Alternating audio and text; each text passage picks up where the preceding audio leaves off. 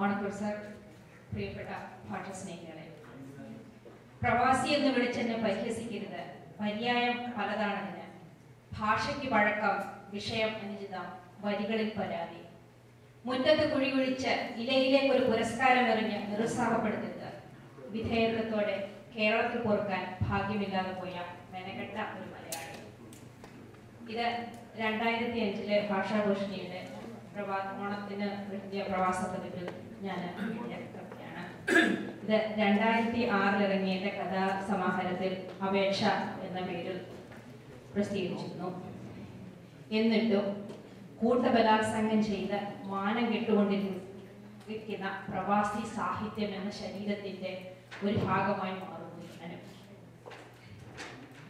എല്ലാ പ്രവാസികളെയും കേരള കഫയിലെ ജോണിക്കുട്ടി എന്ന ദിലീപിന്റെ കഥാപാത്രമായി ആ ഫേക്ക് നൊസ്റ്റാൾജിയ ഉള്ള ആളായി കാണാനാണ്, അല്ലെങ്കിൽ അങ്ങനെ ചിത്രീകരിക്കാനാണ് കൂടുതൽ പേർക്കും താല്പര്യം. ഇത് ഞാനിവിടെ പറയാനുള്ള കാരണം, കഴിഞ്ഞ ദിവസം കേരള സാഹിത്യ അക്കാദമിയിൽ വെച്ച് ബെന്യാമിന്റെ ആടുജീവിതം എന്ന നോവലിന്റെ 50ാം പതിപ്പ് ആഘോഷകരമായി അതിനെ സംബന്ധിച്ച് ഒരു ചർച്ച ഇന്റർനെറ്റിൽ ഉണ്ടായിരുന്നു, ഫേസ്ബുക്കിലും ഒക്കെ ആയിട്ട്. അതിൽ പ്രശസ്തരായ പലരും അതിനെ അപലപിച്ചുകൊണ്ട് എഴുതി. കാരണം ബെന്യാമിന്റെ ആടുജീവിതം മഹത്തായ ഒരു നോവലല്ലെന്നും പ്രവാസികൾ ഉപയോഗിക്കുന്നതിന് മഹത്തായ സാഹിത്യമൊന്നും എഴുതുന്നില്ലെന്നോ ഖസാക്കിന്റെ ഇതിഹാസം പോലെയോ മറ്റു കുറച്ച് ഉദാഹരണങ്ങളോട് പറഞ്ഞിരുന്നു. അതുപോലെ എന്തെങ്കിലുമൊക്കെ എഴുതിയിട്ട് നിങ്ങൾ വന്ന് പ്രവാസി സാഹിത്യരെ അംഗീകരിക്കുന്നില്ലേ എന്ന് നിലവിളിക്കൂ എന്ന് നെഞ്ചത്തിരിക്കുന്ന ചില കഥകൾ എഴുതിയിട്ട് നിങ്ങൾ പറയൂ എന്ന് വായിച്ചു. അത് തന്നെ ചില അതിനെ ഡിഫെൻഡ് ചെയ്തുകൊണ്ട് എഴുതിയ കമന്റുകളും ഉണ്ടായിരുന്നു.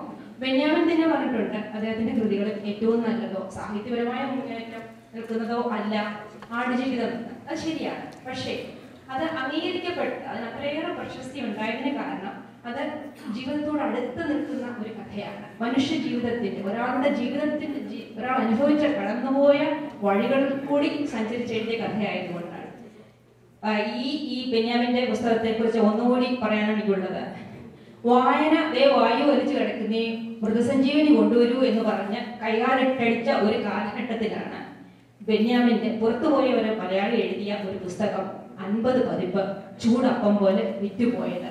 സാധാരണക്കാരനെ വായനയിലേക്ക് അടുപ്പിക്കാൻ കഴിഞ്ഞിട്ടുണ്ടെങ്കിൽ അത് ഒരു വിജയമായി തന്നെ ഞാൻ അതിനെ കരുതും. പിന്നെ സവർണ സാഹിത്യ പ്രഭുക്കൾക്ക് പിടിക്കാത്ത തീണ്ടൽ സാഹിത്യമായി നമ്മുടെ കഥയെഴുത്തിനെ മാറ്റി നിർത്തിയാൽ അതിൽ വിഷാദിക്കേണ്ട. കാരണം അത് വളരെ ന്യൂനപക്ഷമാണ്. ബഹുമാനപ്പെട്ട ഓണക്കൂർ സാറിനെ പോലെയുള്ള അതുപോലെ മറ്റു പലരും ഇദ്ദേഹത്തെ ഈ അടുത്ത കാലത്ത് വന്ന സതീഷ് ബാബു പയ്യനും ജോൺ മാത്യു സാറിന്റെ കഥയെക്കുറിച്ച്, ഒരു പട്ടിയെ കൊല്ലേണ്ട വിധം എന്ന കഥയെക്കുറിച്ച് വളരെയേറെ സംസാരിച്ചു കൊടുത്തിട്ടുണ്ട്. അങ്ങനെ ഇതിനെ കാണുന്നവരും ഉണ്ട്, നല്ലതിനെ അംഗീകരിക്കുന്നവരുമുണ്ട്. പിന്നെ അമേരിക്കയിൽ നിന്നും ധാരാളം മോശം കൃതികൾ ഉണ്ടാകുന്നു എന്നൊരു പരാതിയുണ്ട്. ഞാൻ ചോദിക്കട്ടെ, കേരളത്തിലെ എന്തുമാത്രം പുസ്തകങ്ങൾ ഇറങ്ങുന്നുണ്ട്? അതിന് എത്ര ശതമാനം നല്ല പുസ്തകങ്ങൾ ഇറങ്ങുന്നുണ്ട്? അതിൽ ഒരു ആടുജീവിതമേ ഉണ്ടായിട്ടുള്ളൂ, അല്ലെങ്കിൽ ഒരു ഖസാക്കിന്റെ ഇതിഹാസമേ ഉണ്ടായിട്ടുള്ളൂ, അല്ലെങ്കിൽ ഒരു ആനന്ദിന്റെ ആൾക്കൂട്ടമേ ഉണ്ടായിട്ടുള്ളൂ. ആകെക്കൂടിയുള്ള പ്രവാസികളിൽ, ഇത് നോർക്കയുടെ കണക്കാണ്, 1% അമേരിക്കയിലുള്ളവർ അവരുടെ കണക്കാണ്. അപ്പോൾ ഗൾഫിൽ ഇറങ്ങുന്ന കൃതികളെ വെച്ച് നോക്കുകയാണെങ്കിൽ ഇവിടെ ഒന്നും 1% ഇറങ്ങുന്നുണ്ടെന്നാണ് എന്റെ വിശ്വാസം. ആകെയുള്ള മലയാള സാഹിത്യം, ആകെയുള്ള പ്രവാസി കൃതികളിൽ നിന്ന് 1% വരുന്ന അമേരിക്കയിൽ നിന്ന്. അങ്ങനെ നോക്കുമ്പോൾ, ആനുപാതികമായി നോക്കുമ്പോൾ, നമ്മൾ ചക്കയോട് മാങ്ങയോട് ഉപമിക്ക് താരതമ്യം ചെയ്യുകയാണെങ്കിൽ നമുക്ക് അപമാനപ്പെടേണ്ട ആവശ്യമില്ല. ഇവിടെ നിന്നും ശക്തരായ നല്ല എഴുത്തുകാർ വരുന്നുണ്ട് അടുത്ത തലമുറയിൽ നിന്ന്. നമ്മൾ കാണുന്നില്ലെന്നേ ഉള്ളൂ.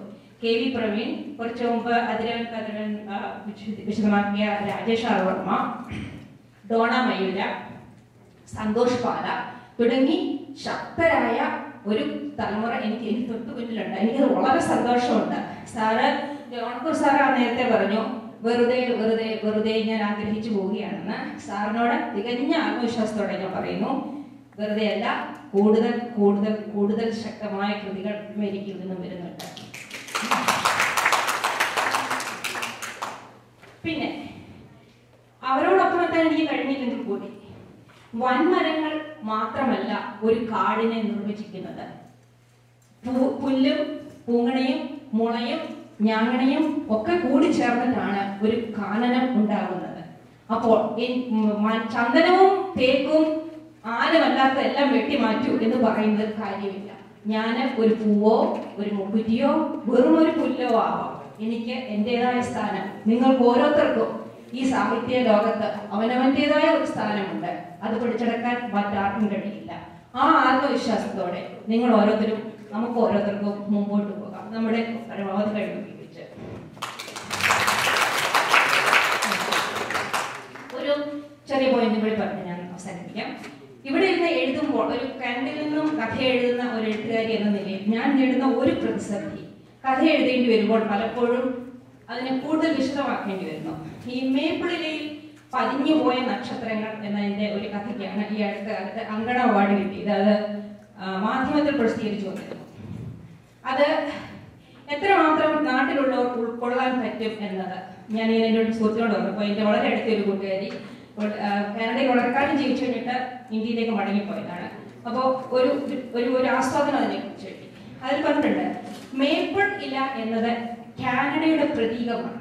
നമ്മുടെ തെങ്ങ് വരച്ചാൽ കേരളമാകുന്ന പോലെയാണ്. ഒരു മേപ്പിളില കാണിച്ചാൽ അത് കാനഡയാണ്. ഞങ്ങളുടെ എന്ന് പറഞ്ഞാൽ കാനഡയിൽ നിന്ന് വന്നതുകൊണ്ട് പതാകയിൽ ഒരു മേപ്പിളിലയാണ്. എയർ കാനഡയുടെ ചിഹ്നം ഒരു മേപ്പിളിലയാണ്. അപ്പോൾ മേപ്പിളില എന്ന് പറയുമ്പോൾ തന്നെ കാനഡയിലെ സംഭവം എന്നത് പറയും. പക്ഷേ കേരളത്തിലിരുന്ന് വായിക്കുന്ന ഒരാൾക്ക് അല്ലെങ്കിൽ യൂറോപ്പിലിരുന്ന് മലയാളം വായിക്കുന്ന ഒരാൾക്ക് അത് അതേപോലെ ഉൾക്കൊള്ളാൻ കഴിയുന്നില്ല. ഇവിടെ ഇരുന്ന് കഥ എഴുതുമ്പോൾ ഞാൻ എഴുതുന്ന ഒരു പരിസ്ഥിതിയാണ്. അങ്ങനെ ചില പ്രശ്നങ്ങൾ ഇവിടെ നിന്ന് എഴുതുമ്പോഴുണ്ട്. അതെങ്ങനെ തരണം ചെയ്യണമെന്ന് എനിക്ക് അറിഞ്ഞോളാം. കഥ സംക്ഷിപ്തമാക്കണമെന്ന് ആഗ്രഹമുണ്ട്. പിന്നെ ഞാൻ എഴുതി കഴിഞ്ഞാൽ തന്നെ അത് വായനക്കാരിലേക്ക് അതേ അർത്ഥത്തിൽ എത്തുകയില്ല എന്ന ഒരു പ്രസിദ്ധിയുണ്ട്. അവിടെയാണ് നിരൂപകരുടെ ആവശ്യം. നമുക്ക് നിരൂപകരില്ല. വടക്കേ അമേരിക്കയിൽ ഇവിടെ ജീവിച്ച് ശക്തമായിട്ടുള്ള നിരൂപണ ശാഖ ഉണ്ടാകണം, ക്രിറ്റിസിസം ഉണ്ടാകണം, എങ്കിലേ നമുക്ക് വളരാൻ പറ്റും. ഈ കഥയുടെ 1-2 കോപ്പിയും എൻ്റെ സുഹൃത്ത് എഴുതിയ വിശദീകരണം എഴുതിയിട്ടുണ്ട്. താല്പര്യമുള്ളവർക്ക് വായിക്കാൻ തരാം.